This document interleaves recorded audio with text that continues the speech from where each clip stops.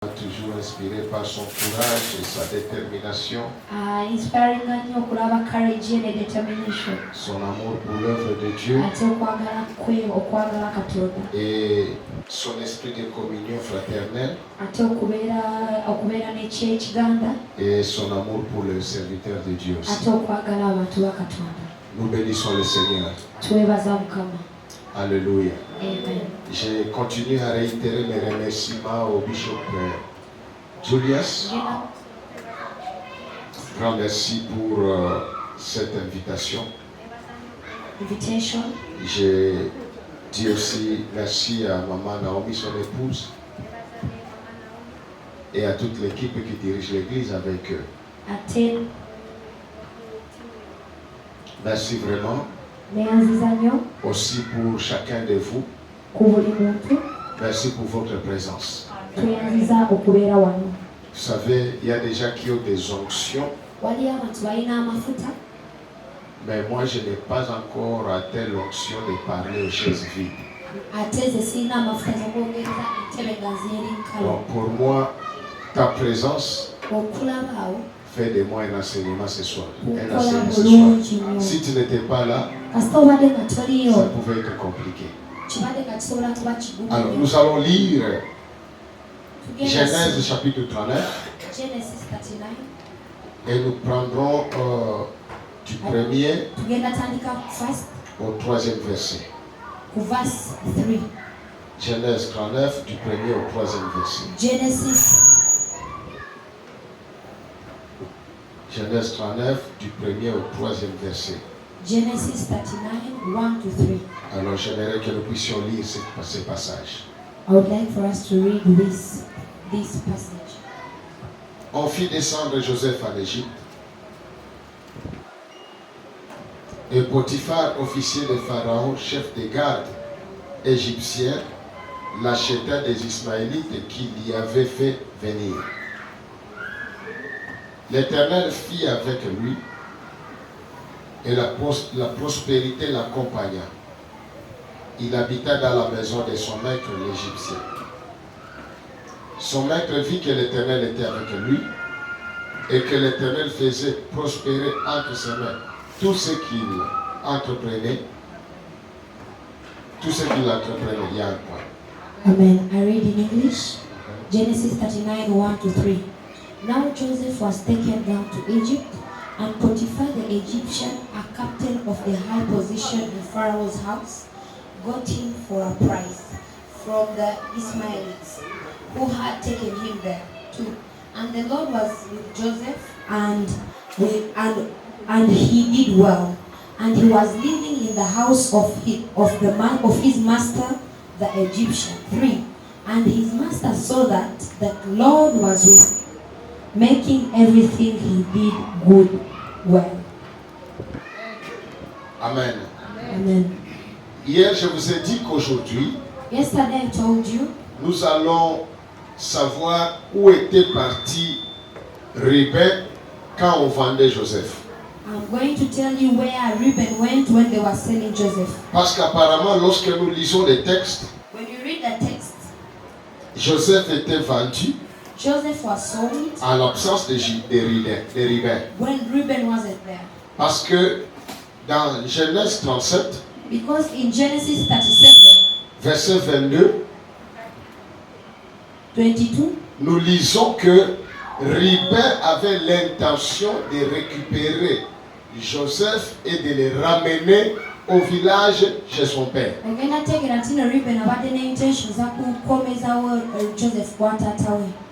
Et cela veut dire que il ne devait pas être d'accord qu'on le vende pour qu'il aille en Égypte.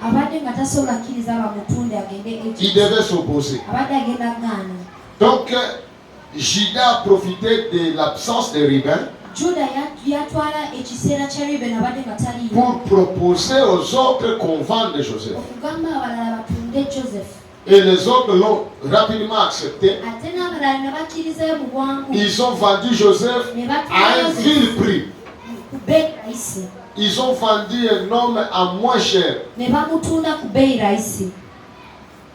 Et il est même, on l'a amené, ils ont même disparu Avant que Ruben ne revienne. Il était où? Hier, nous avions commencé à parler du parcours vers la destinée glorieuse. Nous avions insisté que chacun de nous ici a une destinée. La destinée, c'est le plan de Dieu pour ta vie. C'est là où Dieu veut t'amener. La destinée, c'est l'accomplissement des promesses de Dieu dans ta vie. La destinée, c'est la réalisation des promesses de Dieu dans ta vie. Donc Dieu m'a envoyé ici pour te montrer le parcours que tu as à faire pour atteindre ta destinée glorieuse. La vérité est que Dieu ne ment jamais. Tu arriveras à cette destinée. Tu atteindras cette prophétie-là. Tu toucheras à cette promesse-là.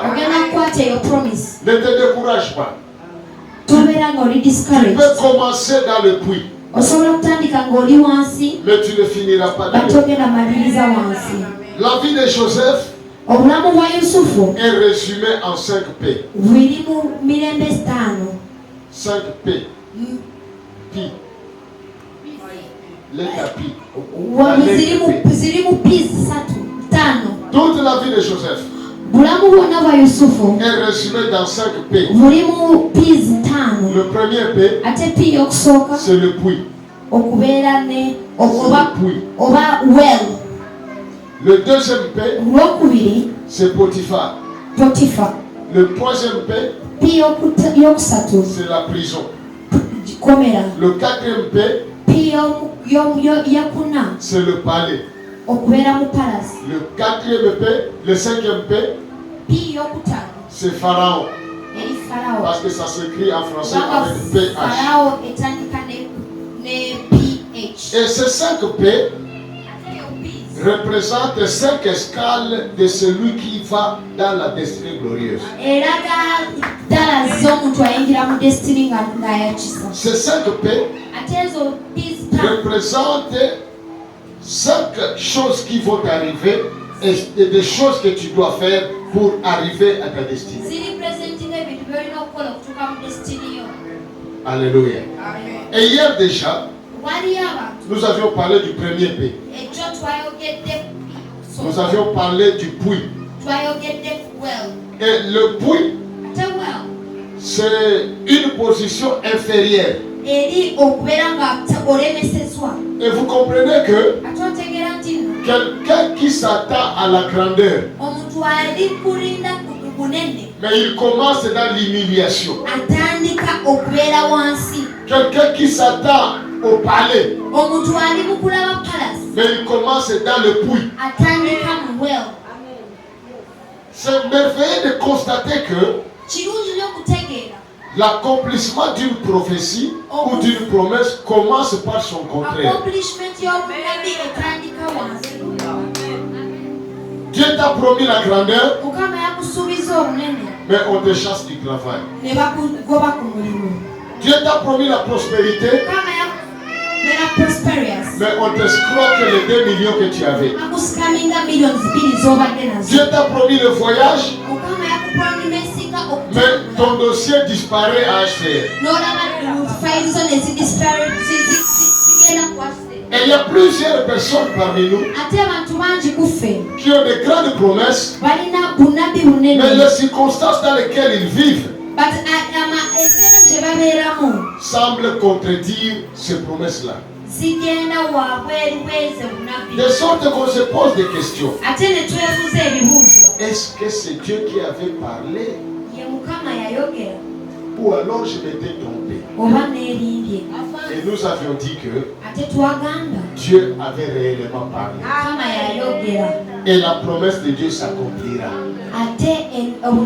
Quel que soit ce que tu vois, quelles que soient les circonstances de la vie, la parole de Dieu finira par se réaliser.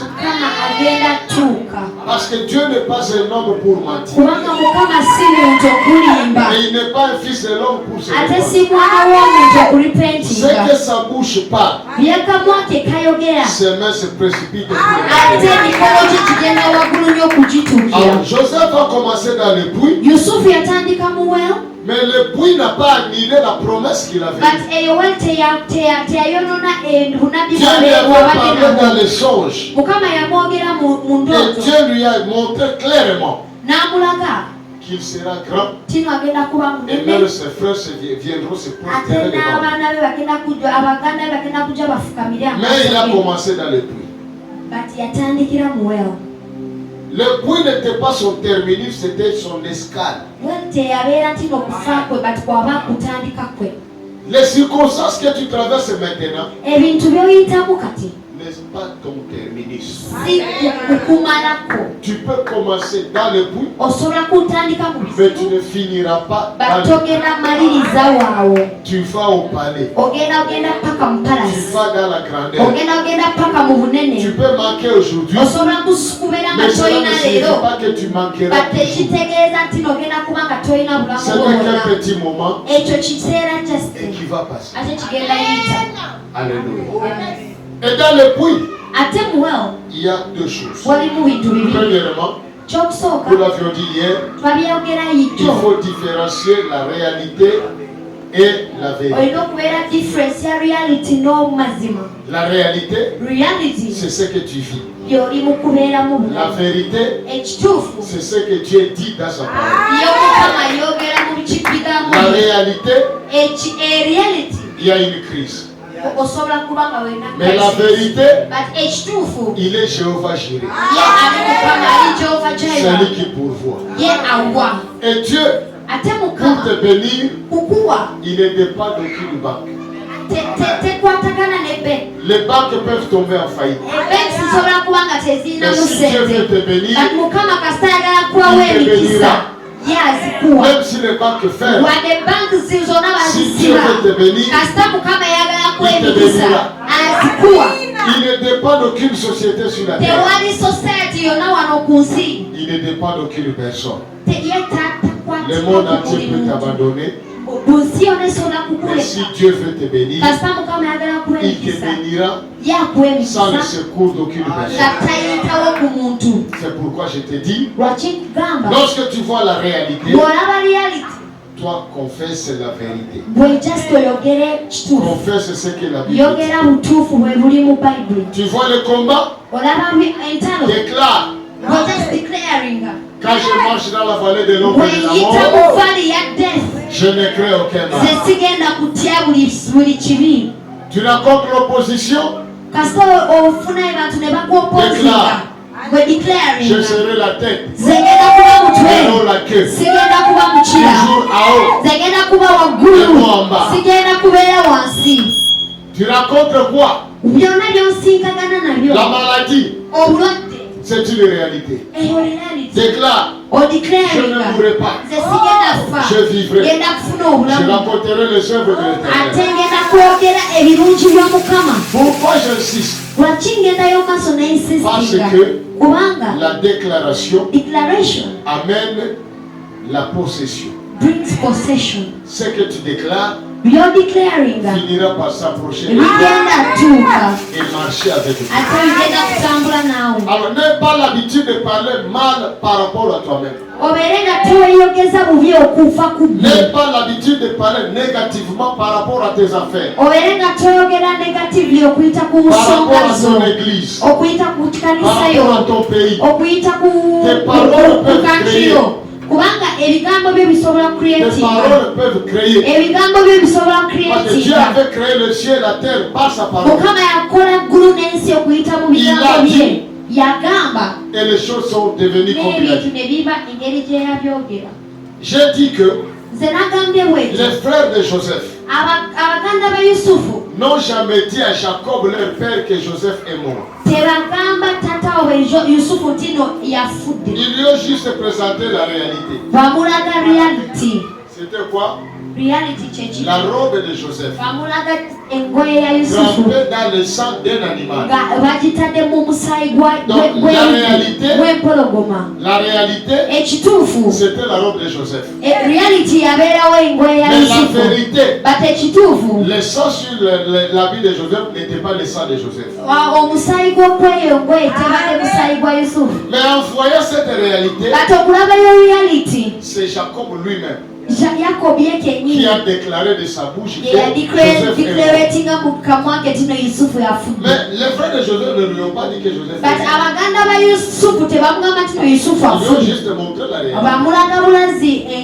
Et c'est lui-même qui a dit, mon fils est mort. Il a même décrit comment il est mort, or il n'était pas là. Oh, mon fils est mort. Une bête féroce l'a taillé à morceaux. Juste parce qu'il a vu la réalité. Comment tu t'injures, comment tu te méprises quand tu vois les réalités quand tu vois des réalités de l'opium, quand tu vois les réalités des dossiers, toi tu dis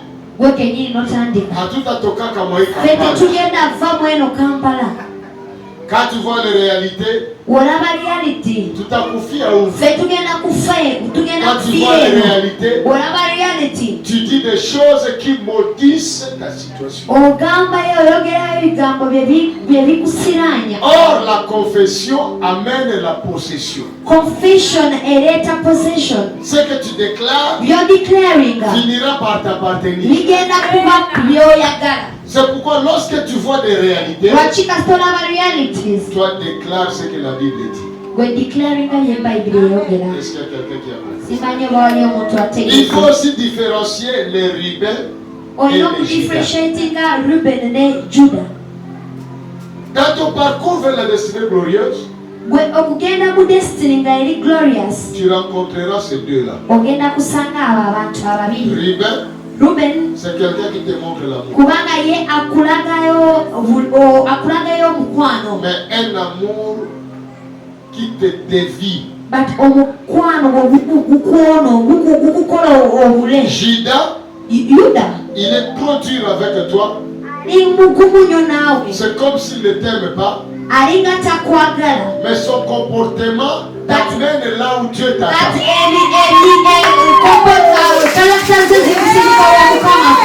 Je peux te dire seulement attention aux rebelles. Si vous lisez Genèse 37, 22, Genesis 37:22, Rebelle leur dit, ne répandez point de sang.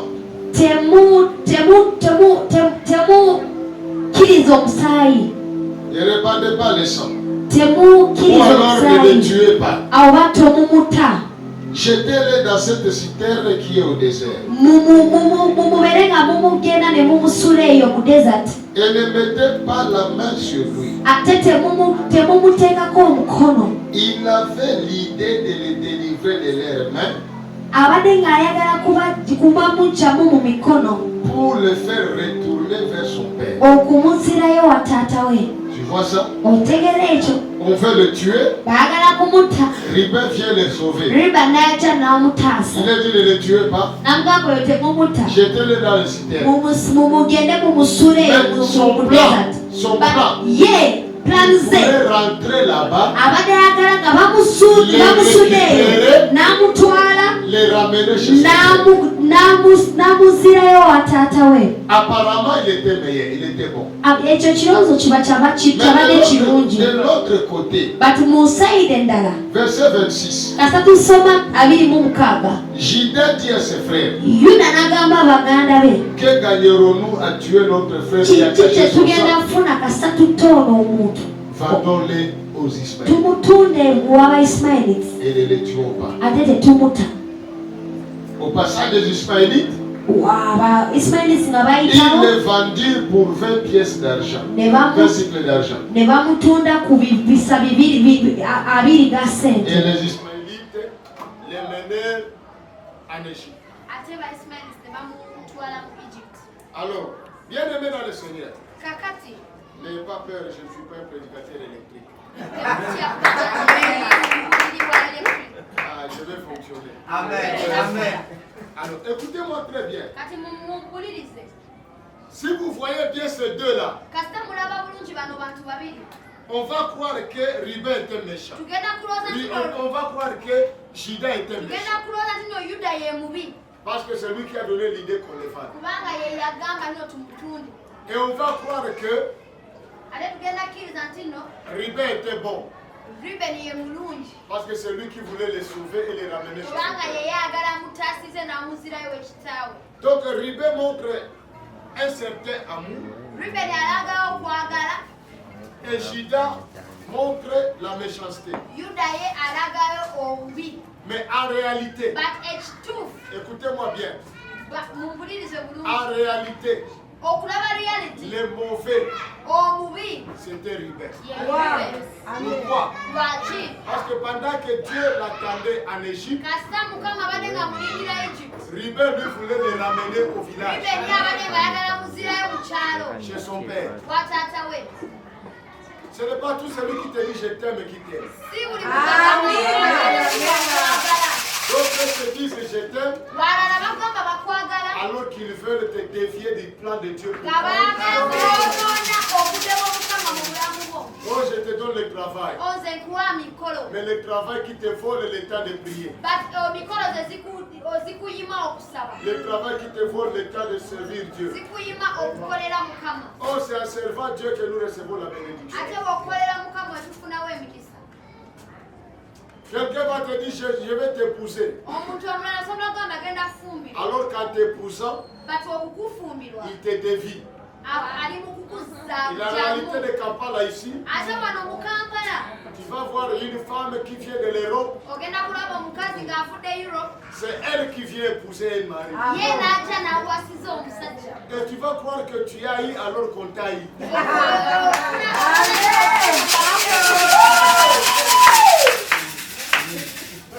Et plusieurs sont déviés comme ça. Ils sortent du plan de Dieu. Croyant qu'à mes pattes, c'est pourquoi j'insiste bien aimé. Ayons le discernement. Parfois, il faut souffrir si tu es dans la volonté de Dieu. D'avoir une vie facile.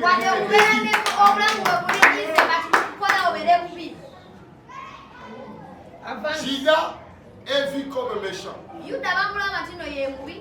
Parce qu'il a donné l'idée qu'on vend de Joseph. Mais en le vendant, ils l'ont envoyé dans le pays de sa destinée. Et moi je te dis ceci. Le moyen de transport que Dieu a utilisé pour amener Joseph dans son pays de la destinée, c'était la haine de ses ennemis. Et moi je prie que Dieu passe par la haine de ses ennemis pour t'amener dans son plan. S'il utilise la haine de ses ennemis pour continuer à te propulser, pour continuer à t'amener dans la grandeur. Ils croiront te faire du mal, mais sans le savoir, ils vont te faire monter encore des escaliers. C'est pourquoi pasteur Moussa, moi j'ai appris à dire, je n'ai pas d'ennemis. Je n'ai que des escaliers. Je n'ai pas d'ennemis. Je n'ai que des escaliers. Tous ceux qui s'appellent ennemis, ils ne le savent pas. Ils ne sont que des escaliers pour me faire monter dans la et c'est là ma prière pour toi. De la même manière que Dieu a utilisé la haine de ses frères pour le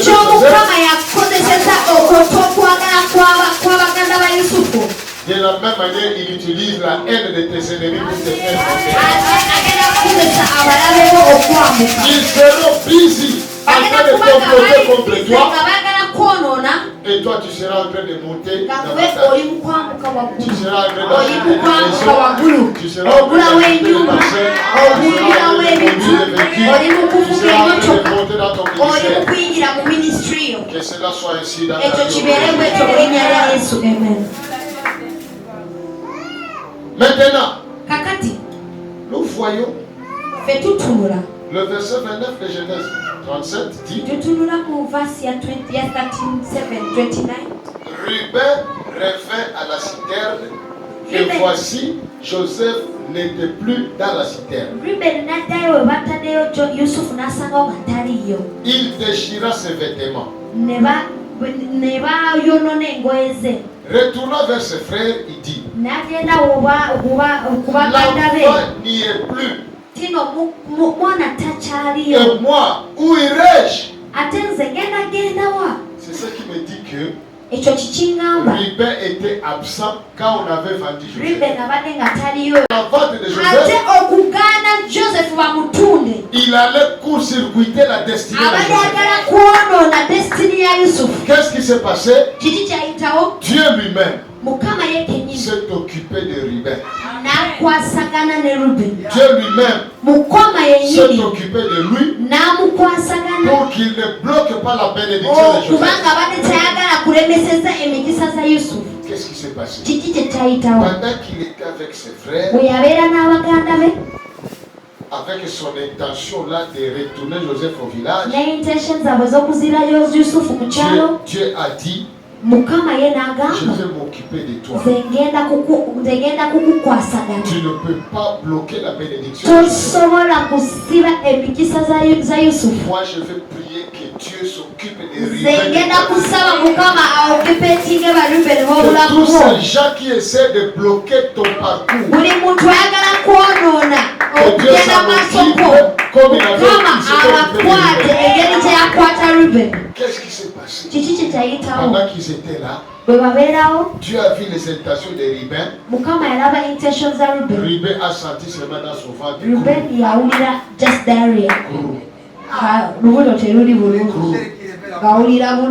dit à ses frères, excusez-moi un peu, je vais me mettre à l'aise, je ne me sens pas bien. Il est parti, il ne savait pas. C'est Dieu, le Dieu de Joseph, qui l'enlève parce qu'il a vu qu'il est mal intentionné. Pendant qu'il partait, les Madianites sont venus. Il arrive là, c'était terrible. Lorsqu'il veut se relever, ça revient encore, il descend. Là, le Madianite arrive. Alors, présente la marchandise de Joseph.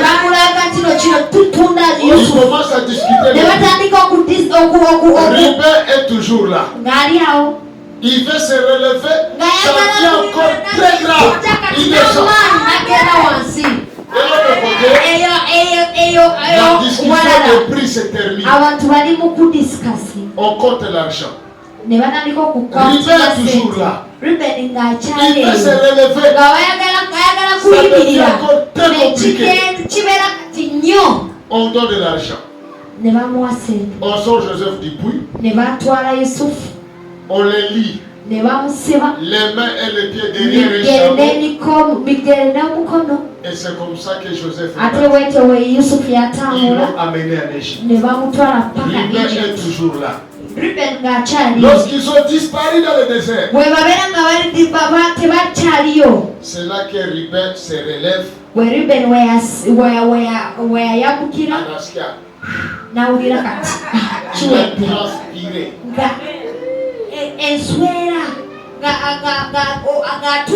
En rentrant, il s'est dit, je fais un crochet au puits pour rassurer le petit Joseph que Sois patient, je reviendrai le soir te sortir. Je reviendrai te sortir ici. Il passe là. Joseph. Yusufu. Joe. Jeff. Petit. Pas de réponse. Il se penche sur le puits pour regarder. Le petit n'est pas là. Il déchire ses vêtements. Il dit mon Dieu, le petit n'est plus là. Il rentre dire à ses frères. Le petit n'est plus dans le puits. Qu'est-ce que je vais faire? Judas lui dit, arrête de nous intimider. On a vendu.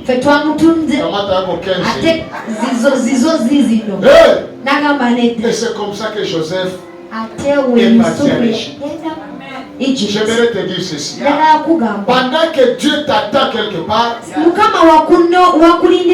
des hommes et des femmes qui essaient de te bloquer. Parfois ce sont les membres de la famille. Parfois ce sont des gens qui sont des amis.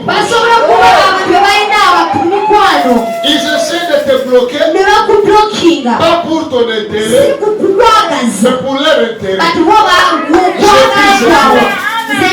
Je prie ce soir que l'Éternel Dieu s'occupe de ces gens-là. Que ces gens-là voyagent. Que ces gens partent. Mais qu'ils te laissent la voie. D'aller là où Dieu t'attend. Vous savez, cette histoire s'est répétée encore dans le Nouveau Testament.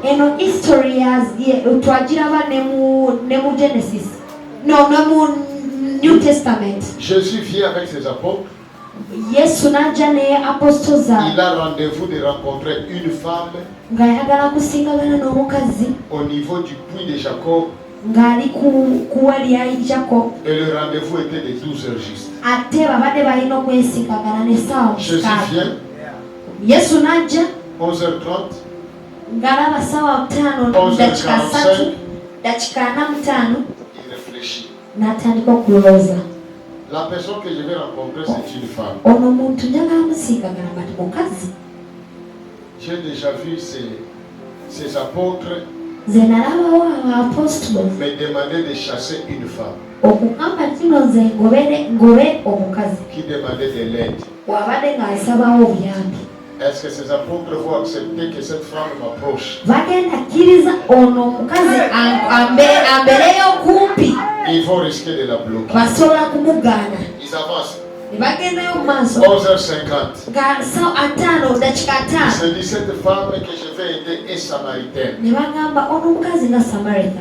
Ces apôtres m'ont demandé une fois de faire descendre le feu pour brûler un village de Samaritains.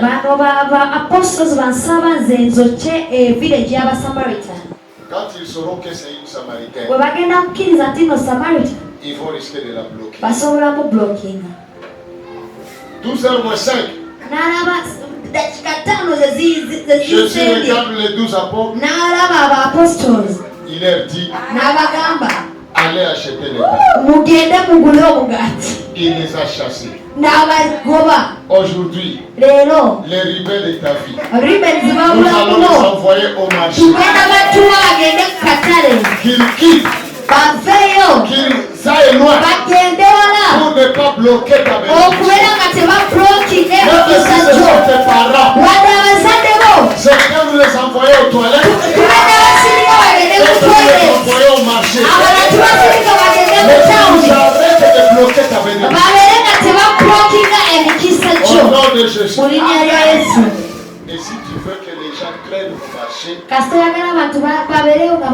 envoie-les nombreux. Ils vont traîner dans les discussions. Première discussion. Quelle boulangerie?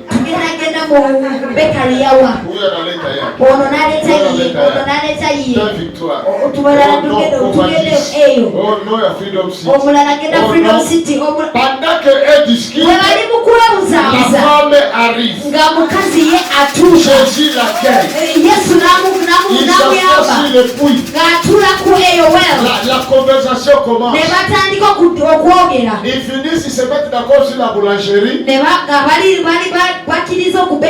La deuxième discussion est calme. Quelle sorte de pain? Oh, pain rond. Non, pain carré. Oh, non, pain coupé.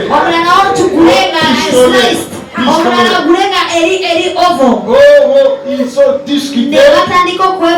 La femme a accepté Jésus comme prophète. La femme dit, je reconnais que toi tu es prophète. Et jusqu'à ce que la conversation est finie, Jésus a révélé à la femme sa vie. La femme part pour appeler les gens du village.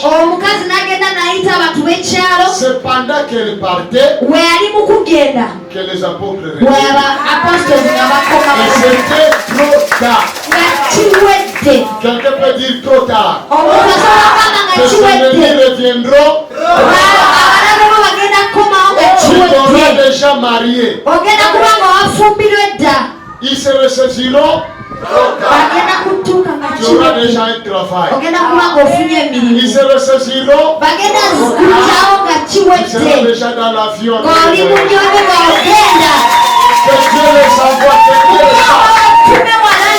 Au nom de Jésus. Si tu as dit amen que c'est la commence. Que ne rivez pas. Les autres vont être mités en barara.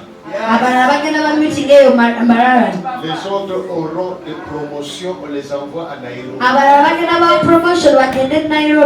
Ule mwingine mwenye alishakalia dossier ya promotion banamutuma Soudan. Et poireaux qu'ils sont élevés.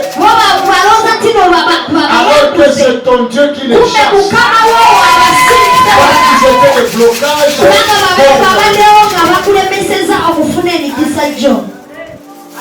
Les autres diront, banamita d'urgence mu Congo. Kumbe ni Mungu ndio anamfukuza. Parce qu'il y a quelque chose qu'il veut faire avec toi. Et celui-là lève le blocage. Alors Dieu dit, il faut partir. Tape la main du voisin, dis-lui.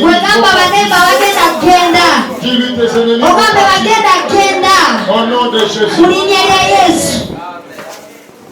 C'est comme ça que Joseph est parti. Pendant qu'il allait, Joseph dans sa tête, lui, il est parti avec l'idée que Ribé était bon. Même Joseph ne savait pas.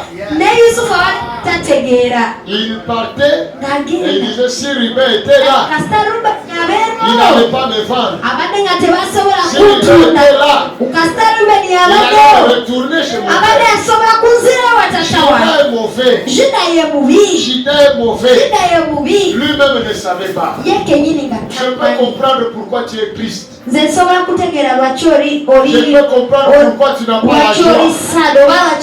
Parce que tu penses que tout ce qui t'arrive, les mal et les problèmes qui t'arrivent, toi tu crois que c'est le diable. Toi tu crois que ce sont les choses.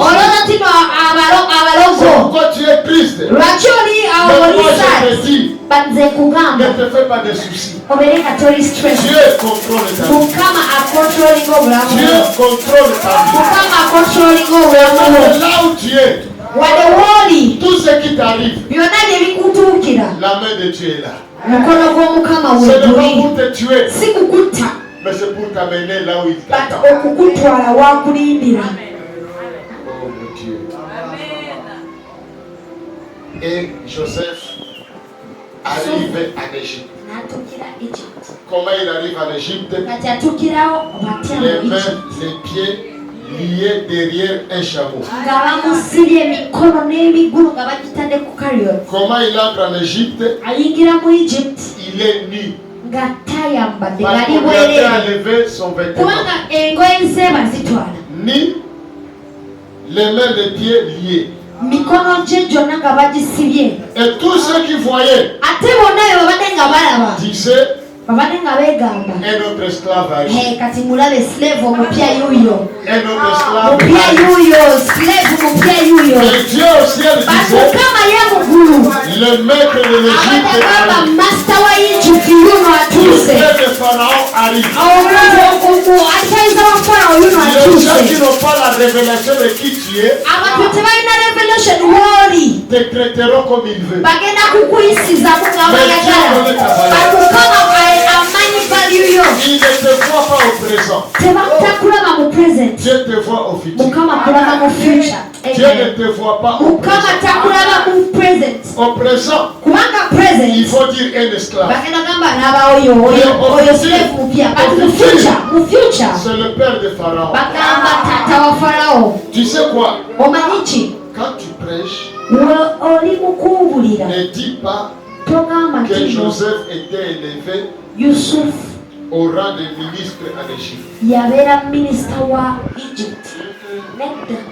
Lui-même dit à ses frères, allez dire à mon père que Dieu m'a établi père pour Pharaon et maître de toute l'Égypte. C'était ça son titre. Mais quand il a créé, ceux qui voyaient son présent voyaient un esclave ni lié. Mais Dieu voyait le père de Pharaon, le maître de l'Égypte. Regarde le voisin. Regarde le voisin. Dis-lui ceci. Dieu ne te voit pas au présent. Mais Dieu te voit au futur. Parce qu'au présent, tu es ce que tu es. Au présent, tu es réfugié. Au présent, tu n'as rien. Mais dans le futur, PDG d'une entreprise, propriétaire d'un immeuble, dans le futur, millionnaire en dollars, dans le futur, un grand serviteur de Dieu, dans le futur, un homme qui va sillonner le monde, dans le futur, quelqu'un qui va étonner les gens. C'est ce que tu es. Mais les gens qui n'ont pas la révélation vont te traiter comme un misérable, comme un pauvre. Et c'était comme ça avec Gédéon. Au présent, il battait les blés. Au présent, il était faible. Au présent, il ne pouvait rien faire. Mais Dieu le voyait au futur. Quand j'ai venu lui dire, l'Éternel est avec toi, vaillant héros. Donc pendant que lui tremble, pendant qu'il veut cacher les blés, les Madianites, il est faible. Dieu l'appelle le vaillant héros. Pendant qu'Abraham était encore sans enfant, Dieu lui change le nom. Il dit, on t'appellera plus Abraham, on t'appellera Abraham. Ça dit père d'une multitude. Alors que présentement, sans enfant. Mais sans enfant présent, mais Dieu le voit au futur. Il appelle père du multitude. Attends la main du voisin, dis-lui Dieu te voit au futur. Tu n'es pas ce que je vois là. Moi j'ai un millionnaire devant moi. J'ai un propriétaire d'immeuble devant moi. J'ai un PDG d'une entreprise. J'ai un grand ministre de Dieu. Ah, si tu le crois, dis Amen. Et c'est comme ça que Joseph entre en Égypte. Et il va aller chez Potiphar. Mais écoutez-moi. Avant que Potiphar n'arrive, Joseph était exposé comme une marchandise au marché des esclaves.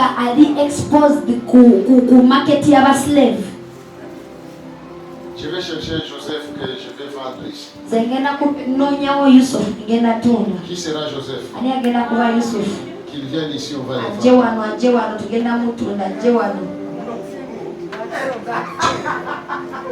Basse. Achafi.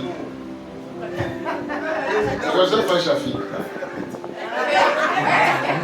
Amen. Regardez ce qui s'est passé. Joseph arrive en Égypte. On l'expose comme une marchandise au marché d'esclaves. Mais c'était le père de Pharaon. C'était le maître de tout. Mais les gens ne savaient pas. Les gens ne savaient pas. Les gens les regardaient. Une marchandise. Mais Dieu regardait le père de Pharaon. Je prie vraiment que Dieu révèle ton identité, ta vraie identité aux gens qui t'entourent. Parce que si ceux qui t'entourent connaissent ton identité, ils vont te prendre au sérieux et ils seront bénis dans ta vie. Mais ceux qui ne connaissent pas ton identité, ils vont te prendre pour une marchandise. Ils vont te vendre. Ils vont te trahir. Alors que tu es le sauveur. On lui a mis les prix au visage. Combien? $70.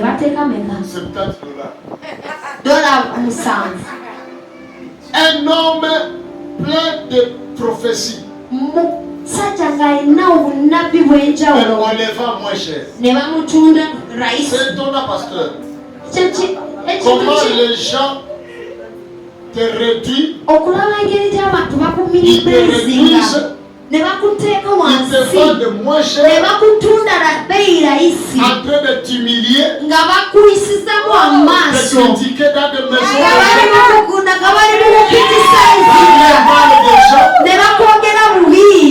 Toutes ces critiques-là, c'est les vendre moins cher. Pourquoi? Ils n'ont pas la révélation de qui il est. Il y a des gens comme ça qui ne connaissent pas ton vrai prix, qui ne connaissent pas ta vraie valeur. Ils te prennent pour un vaurien, ils te prennent pour un petit garçon, ils te prennent pour un moubili, tout moubili. Alors que tu es le père de Pharaon et le maître de tout l'Égypte. Si même son vendeur, celui qui le vendait, connaissait sa valeur, il allait lui donner son nom, dit ça comme mais il n'avait pas de révélation.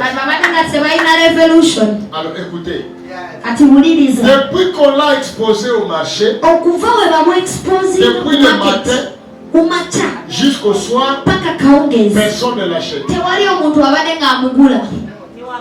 Est-ce que vous me comprenez? On l'a exposé à Moutereka. Depuis le matin jusqu'au soir, personne ne l'achète. On achète à gauche, on achète à droite. Lui il est là, on ne le regarde pas. Même son vendeur, comment ça se demande? Ça c'est quelle marchandise?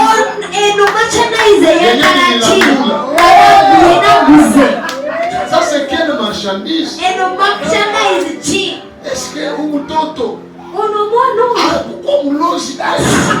Comment on ne l'achète pas? Joseph lui-même. Comment ça se demande ni quoi qu'on lit? Son vendeur commence à lui dire.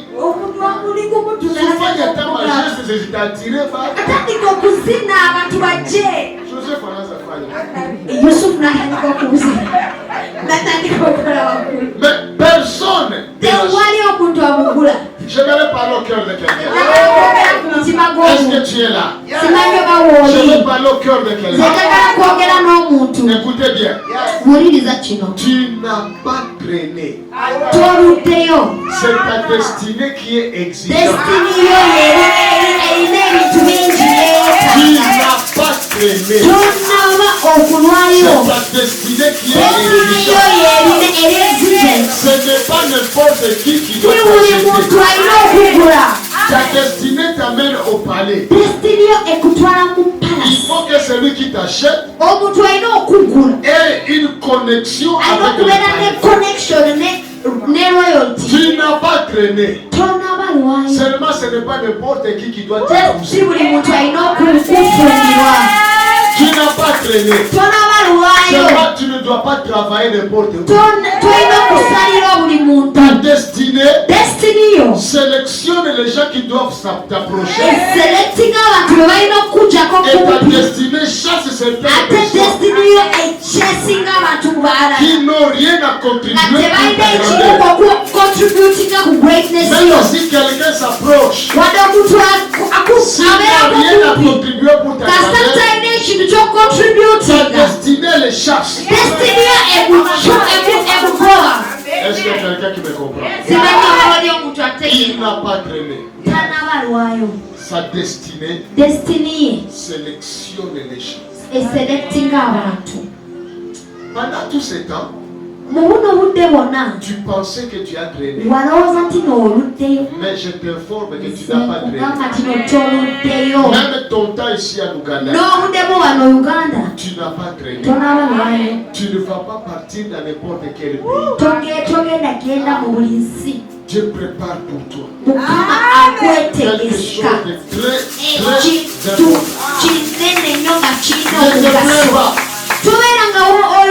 Ne murmure pas. Il y a un temps. Il y a une personne. Il y a un moment. Il y a un endroit que Dieu a bien préparé. Il fallait que celui qui l'achète soit en mesure de l'amener au palais. Apana kwa kumupeleka ovyo ovyo. Et celui-là, c'était Potiphar. Mais toute la journée, Potiphar était au travail. Toute la journée, Potiphar était au travail. Alors, il y a des gens qui pensaient, mais qui ont la connexion avec les cas de Nakival.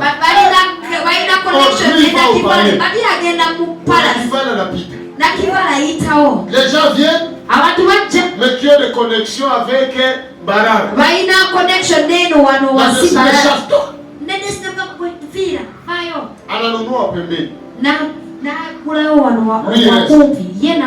Laisse ceux qui partent partir. Ton temps arrive. Quand ton temps va sonner, ton destinée va dire. Les gens qui vont contribuer à toi. Écoutez bien. Le soir, Potiphar quitte le boulot. Il fait aller chez lui à la maison. Pendant qu'il part chez lui, la destinée de Joseph commence à l'attirer. Pendant qu'il fait aller,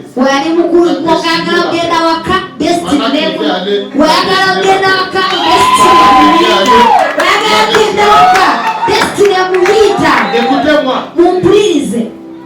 Chacun de nous ici a son étoile. Et ton étoile a la capacité d'attraction. Ton étoile peut attirer vers toi des gens qui viennent de loin, mais qui viennent contribuer à ta gloire ou à ta destinée glorieuse. Jésus était né à Bethléem, mais son étoile a attiré les mages de loin. Ils sont venus. Pas sur l'invitation de Marie et Joseph, mais attiré par son étoile. Je fais ma prière. Que ta destinée attire vers toi les hommes et les femmes qui viendront t'amener dans ta gloire. Au nom de Jésus, qu'ils viennent de l'Europe, qu'ils viennent de l'Amérique, qu'ils viennent de l'Australie, qu'ils viennent de tous les pays d'Afrique.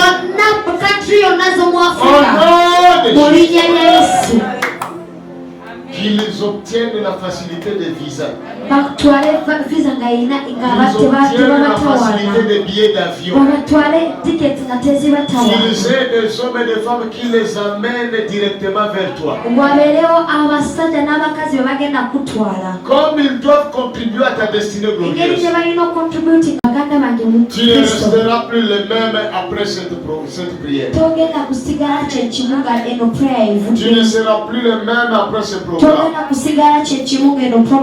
Dieu t'amène quelque part où il va faire exploser sa gloire dans ta vie. Je te dis que il est possible de recevoir pour cette dernière semaine.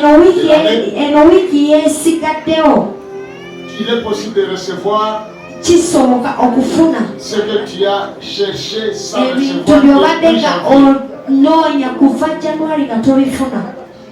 Amen.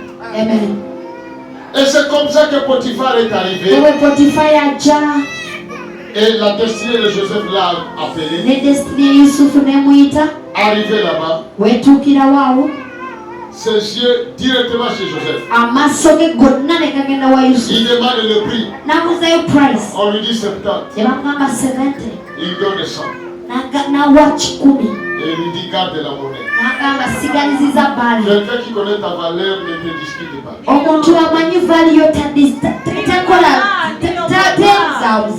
Il te prend dans ta valeur. Et c'est comme ça, mes bien-aimés, Potiphar a acheté Joseph. Et il est parti avec lui. Et c'est comme ça que nous parlons du deuxième épée.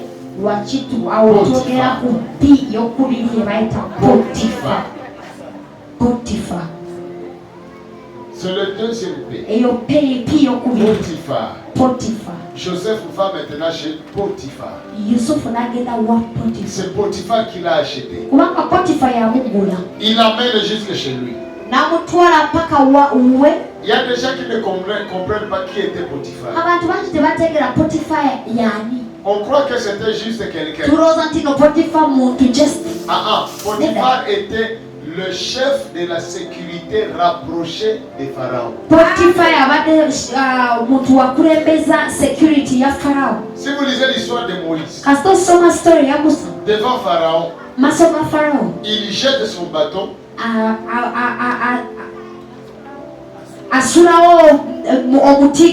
Qui devient un serpent.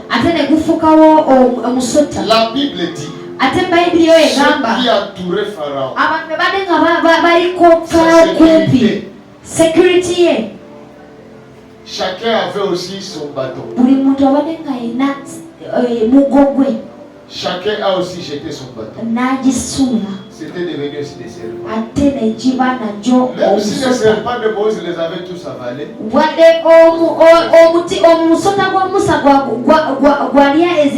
si vous lisez l'histoire des plaies, des 10 plaies en Égypte, ces gens qui entouraient Pharaon reproduisaient ces plaies. Moïse produit l'époux, il reproduit aussi l'époux. Il produit les grenouilles et aussi produisent les grenouilles. C'était des sorciers qui entouraient Pharaon. Maintenant Potiphar, c'est lui qui était le chef de tous ces sorciers. Tu vois maintenant qui était Potiphar? Un grand occultiste. Un grand sorcier. Maintenant posons-nous la question. Comment le parcours d'un homme saint comme Joseph va obligatoirement passer chez un sorcier? Hein? Pourquoi Dieu permet que Joseph passe par ce Potiphar? Je suis en train d'informer quelqu'un. Dans ton parcours vers la gloire, tout ne sera pas Jésus. Tout ne sera pas chrétien. Il y a des fois Dieu permettra que tu passes sur un leader occultiste.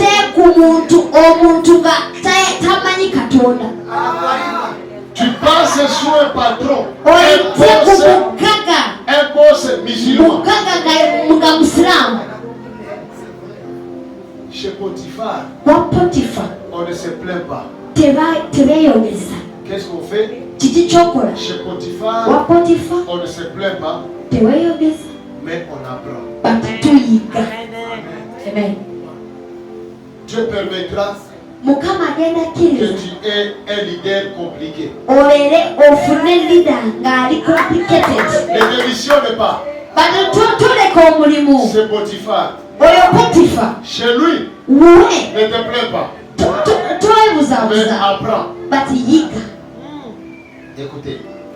C'est chez Potiphar que Joseph a appris comment on entre au palais. C'est chez Potiphar qu'il a appris.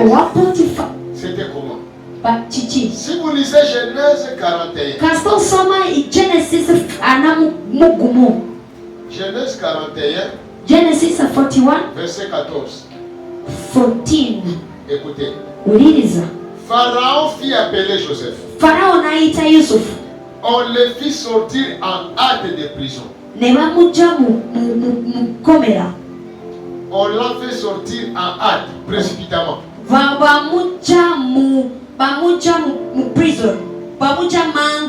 Prison. Mangu. Maintenant écoutez. Il se rasa.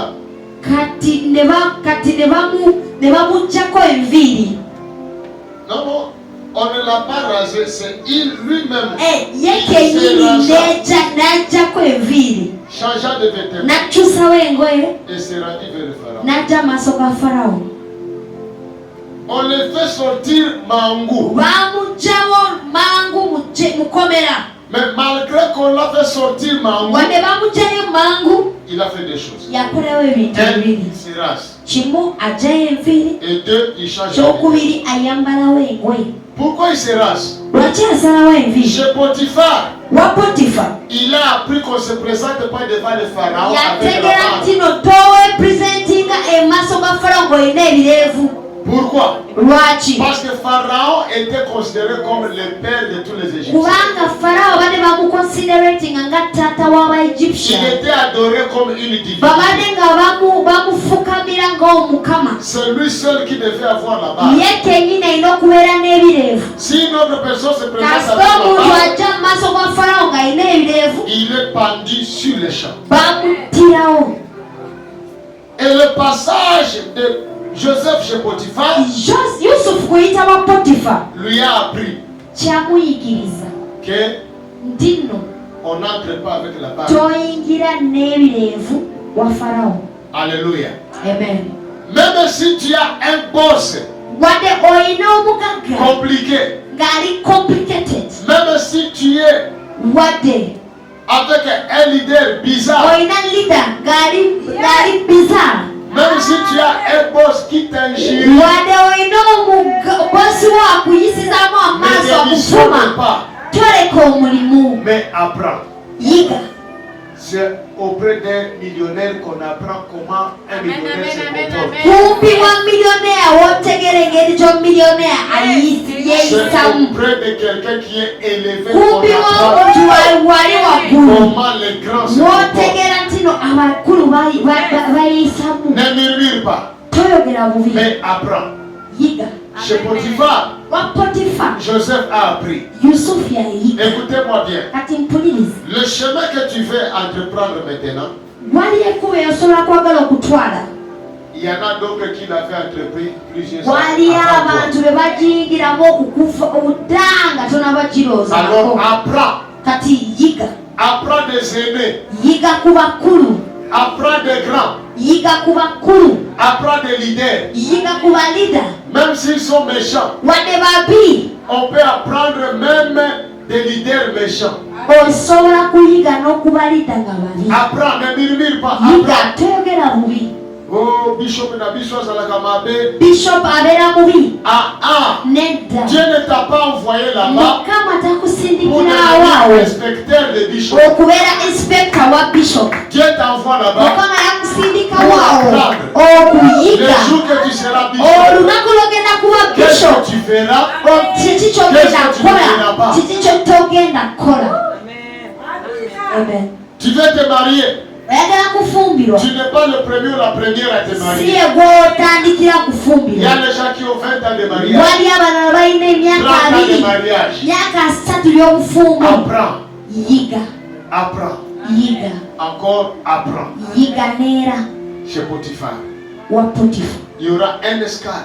Dieu ne t'amènera pas la grandeur directement.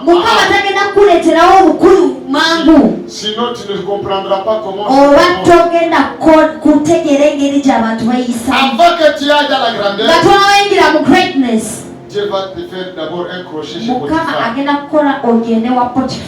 Dieu ne prendra pas le risque de te donner $1000 alors que tu n'as jamais géré 200. Dieu ne prendra pas le risque de te perdre parce qu'il y a des gens qui n'ont jamais géré 200. S'il prend directement $1000,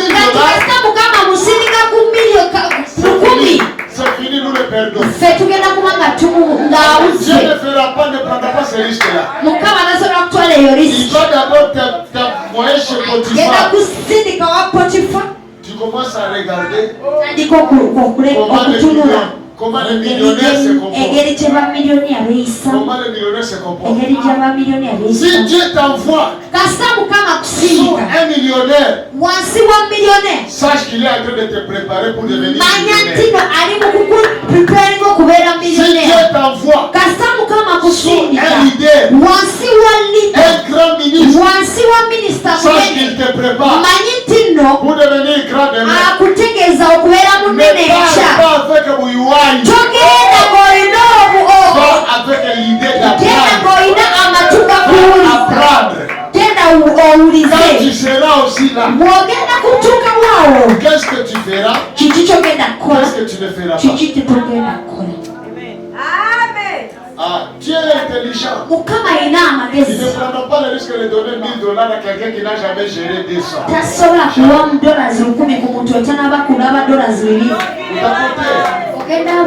Vous tapotez. Oh, Dieu t'aime. Il ne veut pas te perdre. Utapiga kwa crochet. Chini ya un Chinois millionnaire. Bien chini ya un Indien millionnaire. Bien chini ya un Muganda très élevé. Il va peut-être te maltraiter. Peut-être il va bien te prendre. D'une manière ou d'une autre, tu es là pour apprendre comment on se comporte quand on atteint un certain niveau. Est-ce qu'il y a quelqu'un qui a compris. Chez Potiphar, on apprend. Amen. Amen. Demain, on termine. Chez Potiphar, ici, il y a deux autres choses. Une chose, tu vas défendre ta foi. Potiphar, ta foi sera éprouvée. Tu dois prouver que tu es réellement un enfant de Dieu. Tu vas rencontrer des épreuves.